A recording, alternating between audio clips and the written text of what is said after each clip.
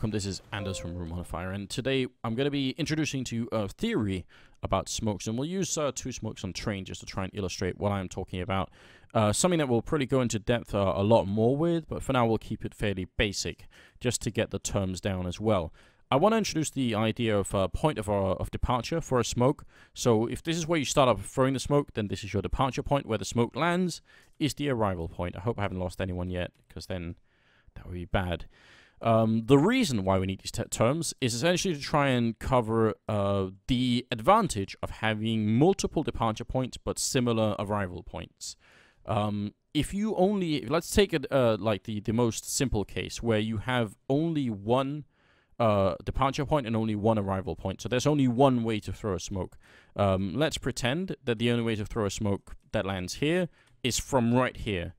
Then as soon as that smoke goes off, if you're playing on the CT side now, you would know where someone was holding. Like, you know where the terrorist is holding because, or where they are on the map, because there's only one for a 1-to-1 ratio essentially.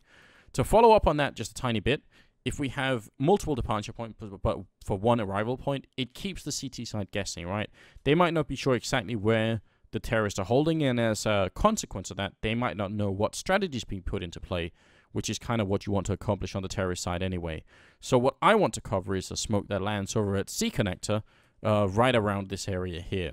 If this smoke goes down, the most obvious choice is that you're actually going for a B push, because you want people to not rotate in through C connector here, come in and shoot your teammates.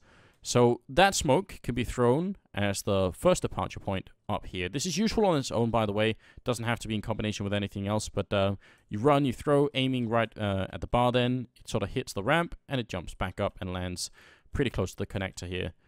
That one is useful if you want to do a normal B push. No problem there. Any CTs holding inside that see this come up will... Well, they won't be sure there's a B push, but they'll probably make some sort of note in their mind mentally, or the whole team will, and say, probably going to be a B push coming.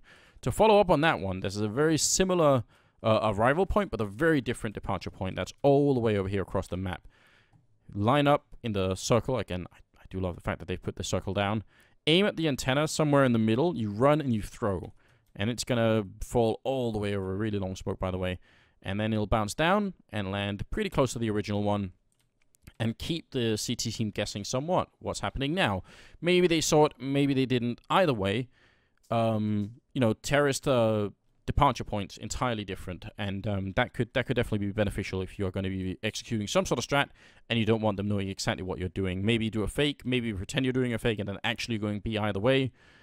Just going to be a little bit hard for the CT side to guess. So that's really the theory, and it's something that we're going to be coming into a lot more on this particular map, and on all the other maps too. I really want to try and go through and see what the benefit is of having these different departure points. It's a pretty well-known concept in competitive play, but as I said, we never really get a chance to show you guys or talk about it, so that's what we did now. I hope you guys enjoyed it. Subscribe to the channel and follow me on the social media, and I'll definitely appreciate it. Give me some feedback, and I hope you guys are liking the videos.